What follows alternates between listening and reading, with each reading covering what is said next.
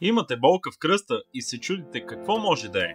Дискова херния, шипове, ишиаз или нещо друго. Ако болката в кръста се засилва когато сте седнали, най-вероятно е пириформис синдром. Здравейте, аз съм DM Физио и ще ви покажа как един малък мускул причинява големи проблеми. Този мускул се нарича пириформис, захваща се между сакрума и бедрената кост и извършва външна ротация и абдукция в тазбедрен става. Често при възпаление на този мускул, болка може да се появи в кръста, седалището или да води до изтръпване надолу по кръка. Възпаление на мускула се получава най-често, когато човек не е спортувал дълго време и още в първите си тренировки се претовари. Тогава в мускула се получават тъй наречените тригерни точки, които не му позволяват да се отпусне. И той стои като нефункционираща болезнена топка, което пречи на тялото да се движи свободно. Когато мускулът пириформис се възпали, той се скъсява. Седалищният нерв минава точно през този мускул. И когато мускулът е скъсен, той притиска нерва, което причинява изтръпване надолу по крака и болка в седалището. Затова, ако болката се засилва когато сте седнали, това е перфектният индикатор, че се касае именно за пириформис, който е възпален.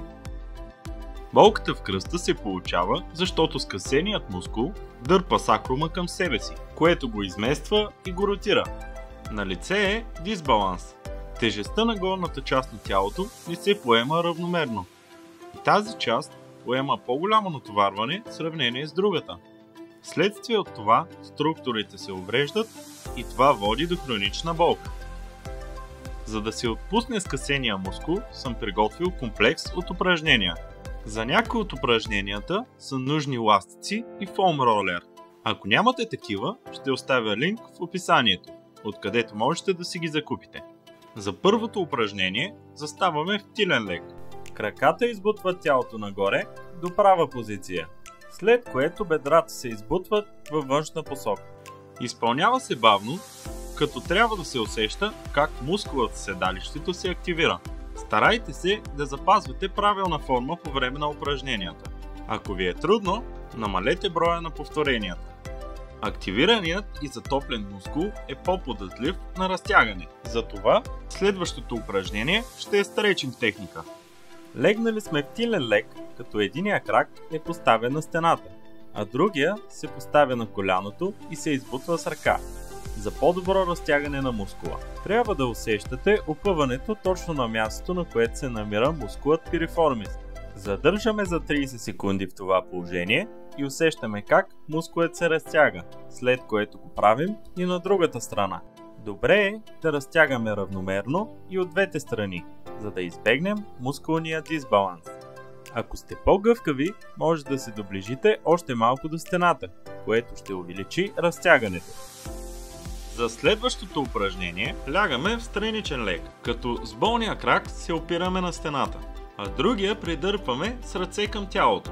Това упражнение е изключително ефективно, ако се прави правилно. Затова стремете се да запазите правилна форма. Стараем се да извършим точно това движение, като всички други части на тялото стоят стабилно. За следващата стреч техника ще ни е нужен стол. Ръкът се поставя във външна ротация върху стола по този начин и се правят леки напъди, като се стараете коляното ви да сочи надолу. Упражнението се изпълнява бавно и методично. Следващото упражнение е страхотен начин сами да си направите масаж. Взимате фоам ролер и сядате върху него, като се стремите да наблегнете точно на болезнения мускул. Това е страхотен метод сами да се лекувате, защото можете да усетите къде е най-стегнатото и болезнено място и да наблегнете на него. Движете тялото си по този начин, за да се получи масажен ефект. Ако видеото ви е помогнало, харесайте и се абонирайте за канала. Също така споделете с приятел, който се оплаква от болка в кръста. Може да погледнете другото ми видео за дискова херния. Пожелавам ви приятен ден и до нови срещи!